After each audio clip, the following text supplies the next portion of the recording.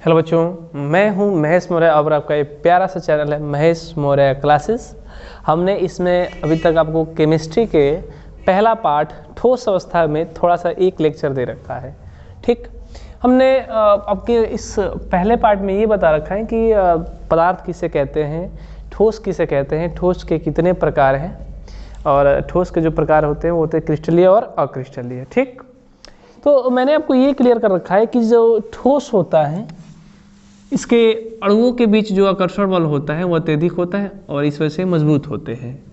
अब जो ठोस के प्रकार बता रखा है मैंने आपको कि ये दो प्रकार के होते हैं ठोस, और पहला होता है क्रिस्टलीय और जो दूसरा होता है अक्रिस्टलीय होता है। ठीक, ये पिछले लेक्चर में मैंने आपको क्लियर कर रखा है। क्रिस्टलीय ठोस किसे कहते हैं, तो वह ठोस जिसके अवयवी कण एक निश्चित त्रिविमीय ज्यामितीय व्यवस्था में व्यवस्थित होते हैं उसे हम क्रिस्टलीय ठोस कहते हैं, और वह ठोस जिसमें अवयवी कण एक निश्चित त्रिविमीय ज्यामितीय व्यवस्था में व्यवस्थित नहीं होते हैं तो उसे अक्रिस्टलीय कहते हैं। ये वास्तविक ठोस होते हैं, ये आभासी ठोस होते हैं, ये दीर्घपरासी होते हैं, ये लघुपरासी होते हैं। ठीक, और मैंने आपको ये कर रखा है इसमें कि एक विषमदैशिक होता है और दूसरा जो होता है वो समदैशिक होता है। ये भी समदैशिक होता है और ये समदैशिक होता है, और जो इसका शीतलन वक्र होता है वो असतत होता है और उसका शीतलन वक्र जो होता है वो सतत होता है। तो जो आपका पॉइंट ये रोका था मैंने कहा है कि आपको विषमदैशिक और समदैशिक किसे कहते हैं इसके बारे में मुझे आपको ये क्लियर करना है। ठीक, तो चलिए देखते हैं विषमदैशिक के बारे में। सबसे पहले अच्छा दोनों एक साथ ही देख लेते हैं, दोनों एक साथ समझ में आ जाएंगे, नहीं तो अगर अलग अलग होगा तो दिक्कत होती है इससे। तो मैं आपको एक साइड लिखता हूं विषमदैशिक, ठीक, और एक तरफ लिखता हूं समदैशिक। दोनों पॉइंट एक साथ ही क्लियर करना है। ठीक, इसमें क्या होता है कि जो विषमदैशिक था वो क्रिस्टलीय के लिए था, तो क्रिस्टलीय में जो अरेंजमेंट होती है वो सही होती है। पहला ए होता है तो हमने दूसरा क्या रखा है बी मान लेना है, फिर ए, फिर बी मान लेना है, फिर ए, सॉरी एक में संपर्क में होना चाहिए ए, इसको मान लिया हमने बी, तो ये होगा A B, A B, A B, A B, A. ठीक, इसका भी हमें कुछ ऐसे ही करना है, ए बी, कुछ पता नहीं है इसमें कब क्या आ सकता है, ए बी, बी ए ही मान लेते हैं, फिर मान लेते हैं कुछ भी यहाँ पर आपको रख देना है बी, यहाँ भी रख देते हैं हम। ठीक, ये रख दिया हमने, फिर बी रख दिया, ए बी ए। ठीक, मैंने ये क्रिस्टलीय और अक्रिस्टलीय के लिए दोनों ही स्ट्रक्चर मैंने तैयार कर लिए हैं। ठीक, तो ये जो हिस्सा होता है क्रिस्टलीय होता है और ये क्या होता है अक्रिस्टलीय में होता है। इसका ए बी के बाद हम बता सकते हैं कि आगे क्या आएगा, तो निश्चित होता है ये, तो ये क्रिस्टलीय है। इसका निश्चित नहीं है क्या आने वाला है, क्या आ सकता है हम नहीं बता सकते, तो अक्रिस्टलीय है। चलिए इसको थोड़ा तोड़ना शुरू करते हैं। विषम का मतलब होता है अलग अलग या भिन्न भिन्न। विषम का मतलब क्या होता है अलग अलग या भिन्न भिन्न, और दैशिक मतलब होता है दिशा। ठीक, दैशिक मतलब क्या होता है दिशा, डायरेक्शन होती है। सम का मतलब होता है समान, और इसमें भी दैशिक का मतलब होता है दिशा। ठीक, डायरेक्शन। तो जो ठोस होते हैं इनके कुछ भौतिक गुण होते हैं। ठोसों के जो गुण होते हैं जैसे हम मान लेते हैं कि इनका अपवर्तनांक हो जाएगा, ठीक, नांक, प्रतिरोध, क्वथनांक, ये बहुत सारे हैं, ये भौतिक गुण कहलाते हैं। ठीक, तो इसमें क्या होता है क्रिस्टलीय में कि इसमें भी इसका क्या कहते हैं कि वह ठोस जिसके भिन्न भिन्न दिशाओं में भौतिक गुण भिन्न भिन्न हो, अलग अलग हो। ठीक, मैंने क्या कहा कि भिन्न भिन्न दिशा में, भिन्न भिन्न दिशा में भौतिक गुण भिन्न भिन्न हो, अलग अलग हो। ठीक, अलग अलग। तो इसका क्या होगा कि भिन्न भिन्न दिशा में, भिन्न भिन्न दिशा में भौतिक गुण कैसे हो, समान हो। ये लिखा है ना मैंने, समान। ठीक, समान हो। तो वह ठोस जिसके भिन्न भिन्न दिशा में भौतिक गुण भिन्न भिन्न होते हैं, इसी प्रकृति को विषमदैशिक प्रकृति और विषमदैशिक ठोस कहा जाता है। और किसी ठोस के भिन्न भिन्न दिशा में यदि भौतिक गुण एक जैसा है, समान है, तो उस प्रकृति को हम समदैशिक प्रकृति कहते हैं। क्वेश्चन उठता है कि ये कैसे हो जाता है। तो मैंने आपसे कहा कि मान लीजिए कि हमने यहाँ से एक डायरेक्शन ऐसे ले ली, ठीक, इस तरीके से, और दूसरी डायरेक्शन मैंने इस तरीके से ले ली, ये वाली डायरेक्शन। ठीक, तो ये दूसरी डायरेक्शन होगी हमारी। अब आप इसमें ठीक से देखेंगे तो यहाँ पर जो पहला अवयवी कण है ए, फिर बी, फिर ए, फिर बी, फिर ए आने वाला है, फिर बी आएगा, हम इसे बता सकते हैं। और ये जो डायरेक्शन होगी दूसरी, इसमें केवल बी बी बी आने वाले हैं। इसका मतलब कि इस वाले सिरे में, इस वाले हिस्से में जो भौतिक गुण है वो केवल किस पर निर्भर करेगा, बी पर। और इस वाले दिशा में जो भौतिक गुण है वो ए पर भी निर्भर करेगा और बी पर भी निर्भर करेगा। ठीक, कहने का मतलब क्या है कि जब हम इस दिशा में जा रहे हैं तो भौतिक गुण केवल बी पर निर्भर कर रहा है, और जब इस दिशा में जा रहे हैं तो भौतिक गुण ए पर, फिर बी पर, फिर ए पर, फिर बी पर, इस तरीके से निर्भर कर रहा है। इसका मतलब कि इसका भौतिक गुण केवल बी और इसका भौतिक गुण ए बी दोनों, तो कुछ तो अंतर आएगा, क्योंकि इसमें केवल बी पर निर्भर कर रहा है तो इसका गुण कुछ और होगा, और ये ए बी दोनों पर निर्भर कर रहा है तो इसका गुण कुछ और होगा। यानी कि भिन्न भिन्न दिशा में इसका भौतिक गुण भिन्न भिन्न होगा। ठीक, वह ठोस जिसके भिन्न भिन्न दिशा में भौतिक गुण भिन्न भिन्न होता है उसे हम विषमदैशिक प्रकृति कहते हैं। इसमें क्या होता है कि सेम हमने एक ऐसी डायरेक्शन ले ली इस तरह से, और एक मैंने ऐसी डायरेक्शन ले ली इस तरीके से, मान लीजिए ये वाली डायरेक्शन। अब मैं आपसे ये कहूँगा कि बताइए कि A B B, B A B B, अगला क्या आएगा, क्या भी बता सकते हैं? नहीं बता सकते हैं, क्योंकि ये अक्रिस्टलीय है। अगला क्या आने वाला है हमें क्लियर नहीं कह सकते, कुछ भी आ सकता है। ठीक, तो हम कहेंगे इस दिशा में जो अगला क्या आने वाला है वो हमें पता नहीं है।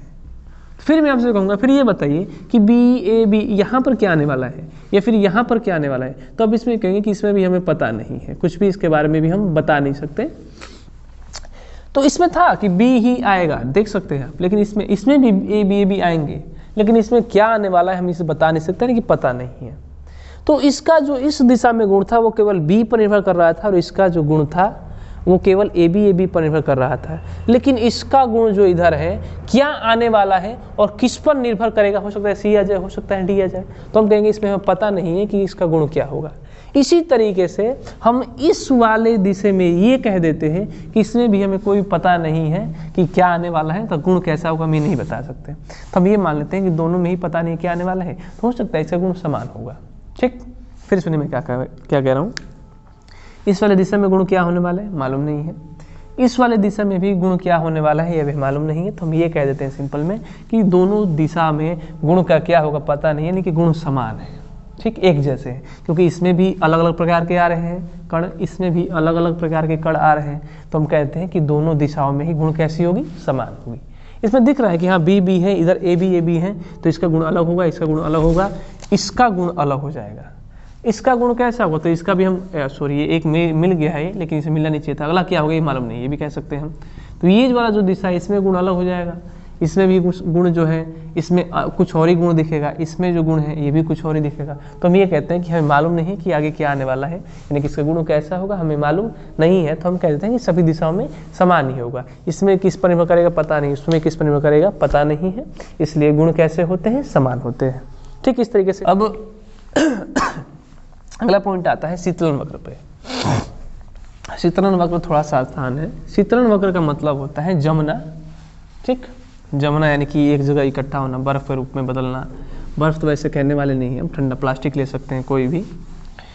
तो शीतलन वक्र का मतलब होता है कि जब हम किसी पदार्थ को ठंडा करते हैं तो किस तरीके से ठंडा होता है। मैं आपको एग्जांपल देता हूँ। मान लीजिए कि हमारे पास ये लोहा है, मैं आपसे ये कहूँ कि आप इसे पिघलाइए, ठीक, आप इसको पिघलाइए, तो आप इसे हीट देना शुरू कर देंगे, ठीक। तो जब हम इसे हीट देते हैं तो ये तब तक लिक्विड में कन्वर्ट नहीं होगा, तब तक लिक्विड में तब तक नहीं बदलेगा जब तक कि इसके सभी अणुओं की गति जो है समान हो जाए, ठीक। और सभी अणुओं की जैसे ही गति जो है समान हो जाएगी तो ये लिक्विड में बदलना शुरू कर देगा, लिक्विड बदल जाएगा तुरंत ही। और ऐसा क्या होता है इसमें कि जब हम इसे हीट देते हैं तो मान लेते हैं कि हीट यहाँ से देना हमने शुरू किया, ठीक, ये टेम्परेचर है, ताप और ये समय है। तो हम जब इसे हीट करते हैं तो कुछ जब हीट लगातार बढ़ती है तो एक समय ऐसा आता है कि हीट हमारा कॉन्स्टेंट रखना पड़ता है और ये ठोस से लिक्विड में कन्वर्ट होता है। ये जो हिस्सा होता है पूरा ठोस होता है। ये एक ही टेम्परेचर पर, एक ही ताप पर ये जो होता है लिक्विड में कन्वर्ट हो जाता है, लिक्विड में बदल जाता है।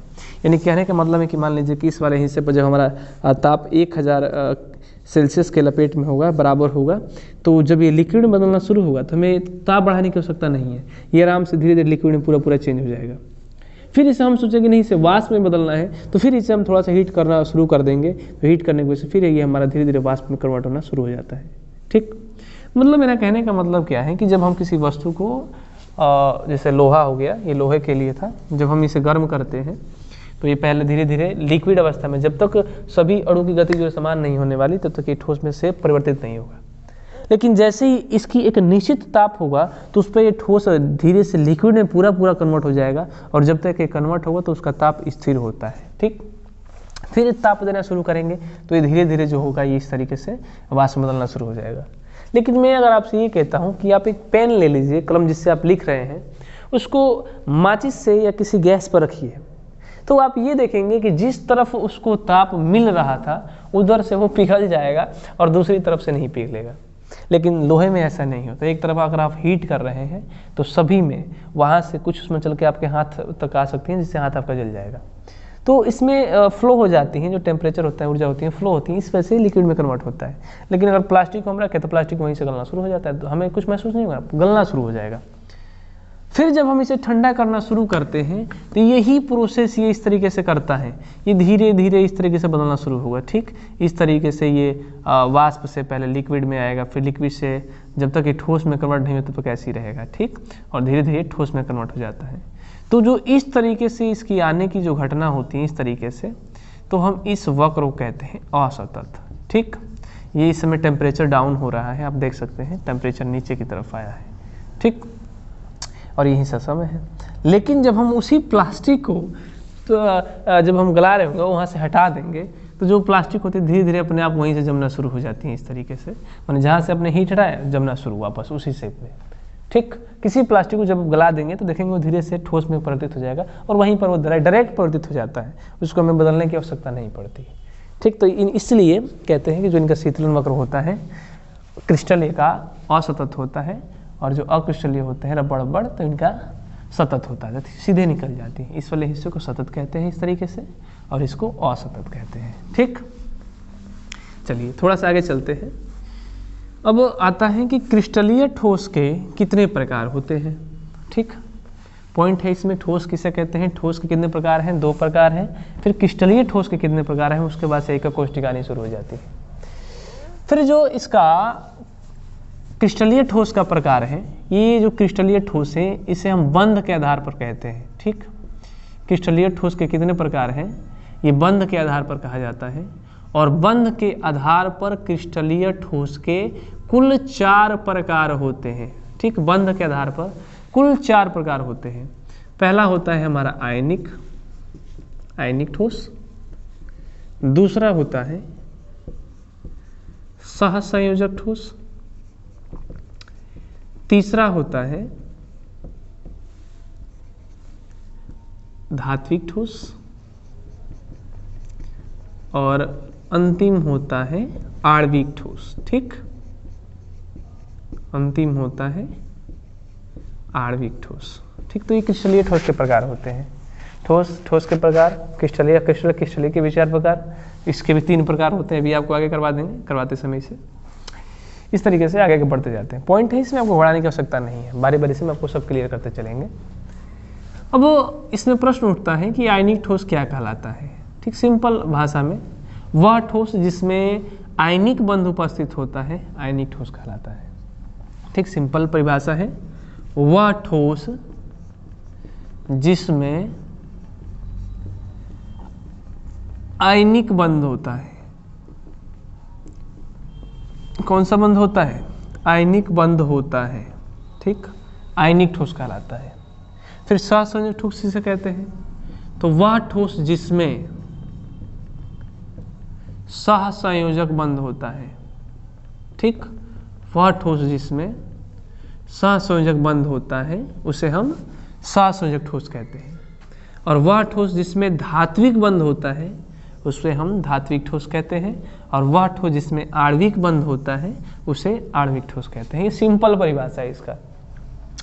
तो मैं आपको पहले आयनिक ठोस से ही शुरू करता हूँ कि आयनिक ठोस किसे कहते हैं, पूरा इसको सही से बताते हुए कि आयनिक ठोस क्या होता है। अभी तो आपको पता चल गया होगा कि वह ठोस जिसमें आयनिक बंध होते हैं उसे आयनिक ठोस कहते हैं, और आगे आपने देखा ही। तो जो आयनिक ठोस होता है इसमें कुछ और समझने वाली बात होती है। आयनिक ठोस किसे कहते हैं? तो वह ठोस जिसमें आयनिक बंध होता है तथा जिसके अवयवी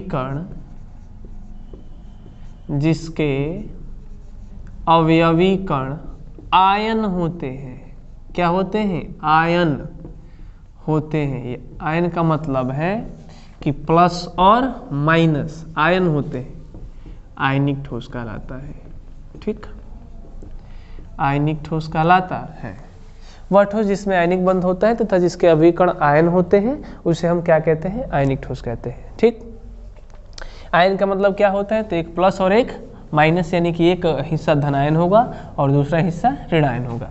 जैसे कहने का मतलब क्या है कि मान लीजिए हमारे पास आ गया सबसे पहला ही सबसे ज़बरदस्त NaCl नमक, और ले सकते हैं MgCl2।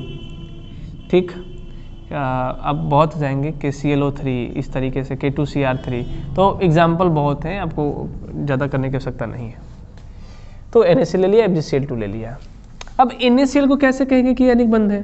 तो चूंकि हम जानते हैं कि NaCl को तोड़ने पर एक Na+ बनता है और दूसरा NaCl- बनता है। तो ये जो प्लस है और ये वाला हिस्सा माइनस है, इसी की वजह से हम इसे आयनिक बंध कहते हैं, क्योंकि इसमें आयन उपस्थित है, एक प्लस है तो दूसरा क्या है? माइनस है।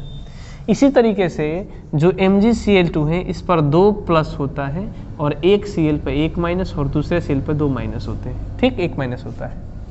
तो इस तरीके से हम इसे आयनिक बंध कहते हैं कि ये जब वह ठोस जिसमें अभिकण आयन हो और इसमें धनायन ऋणायन उपस्थित होते हैं तो हम उसको आयनिक ठोस कहते हैं। सबसे पहला पॉइंट आता है इसमें कि इसके गुण क्या होते हैं। तो मैं आपको बता दूं कि ये कठोर होते हैं। ये कैसे होते हैं? पहला पॉइंट जो आता है इसका गुण में, ये कैसे होते हैं? तो ये कठोर और मजबूत होते हैं, कठोर और मजबूत होते हैं। ठीक, मजबूत होते हैं। दूसरा आता है कि जो इनका गलनांक होता है, इनका गलनांक ऊंच होता है। ठीक, ऊंच का मतलब क्या होगा कि अभी 1000 2000 नहीं, जरूरी नहीं है। इनका गलनांक ऊंच का मतलब है कि अगर 50 60 70 भी आ जाए तो उसे केल्विन में कन्वर्ट कर देते हैं हम, और जब केल्विन में आता है तो जैसे ही 273 से ऊपर जाएगा 300 350 तो उसे ऊंच कह देते हैं। ठीक, तो इनका गलनांक जो होता है वो उच्च होता है। और इसमें एक पॉइंट समझने वाला है कि ये ठोस अवस्था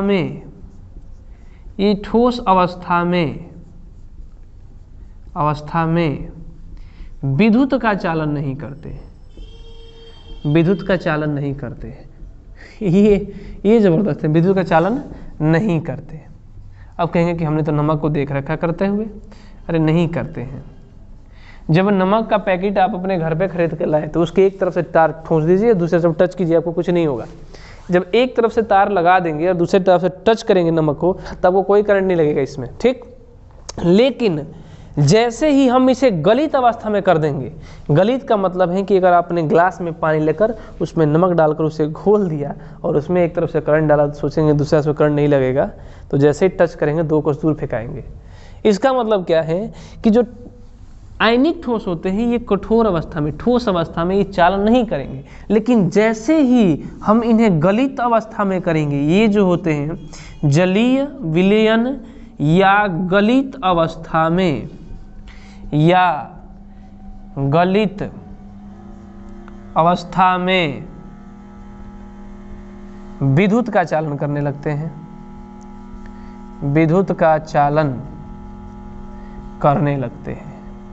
ठीक, मतलब कहने का मतलब क्या है कि जैसे ही हम इसको पानी में घोल देंगे या किसी अन्य विलायक में घोलेंगे, तो ये जो है हमारा विद्युत का चालन करना शुरू कर देंगे, ठोस अवस्था में नहीं करेंगे। ठीक, जैसे नमक हो गया, पानी में घोलेंगे करंट मारना शुरू कर देगा, ऐसे वो कुछ नहीं करने वाला। दूसरा पॉइंट होता है कि ये ध्रुवीय विलायक में घुलनशील होते हैं। कैसे विलायक में? ध्रुवीय विलायक में घुलनशील होते हैं। और फिर यहाँ से एक पॉइंट उठा, ध्रुवीय विलायक में घुलनशील होते हैं। ध्रुवीय क्या होता है? ध्रुवीय का मतलब है कि जिस विलायकों को प्लस माइनस के रूप में तोड़ा जा सकता है, ये उसमें घुलनशील होते हैं। कहने का मतलब है ध्रुवीय विलायक, जैसे मान लीजिए जल हो गया H2O, अगर आप H2O को तोड़ कर देखेंगे तो एक H+ और दूसरा OH नेगेटिव बन जाता है। तो जब इसमें भी प्लस माइनस है तो इसी को हम ध्रुवीय कहते हैं। ठीक, ध्रुवीय विलायक। तो जो NaCl होता है, इसे हम जब जल में घोलते हैं तो ये NaOH और HCl के रूप में बना लेता है। इस तरीके से मतलब प्लस माइनस को आकर्षित करता है और माइनस प्लस को। तो इस तरीके से जो होता है ये आयनिक ठोस के बारे में था कि क्या इसके अणु कैसे होते हैं, किस प्रकार से ये आकर्षण करते हैं, किस प्रकार से प्रतिकर्षण करते हैं, इसके बारे में ये पॉइंट था। ठीक, आगे आपको कल क्लियर करते जाएंगे आगे धीरे धीरे। तो जब तक आपने अगर पिछला लेक्चर नहीं देखा है इसका, तो आप पीछे जाकर लेक्चर देखें, क्योंकि आप जब पीछे के लेक्चर क्लियर रहेंगे तभी आप आगे क्लियर कर पाएंगे। अगर आपने अभी तक सब्सक्राइब नहीं किया है चैनल को तो सब्सक्राइब करें, ताकि आगे आने वाली वीडियोज़ की आपको नोटिफिकेशन तुरंत मिल जाए। ठीक, धन्यवाद।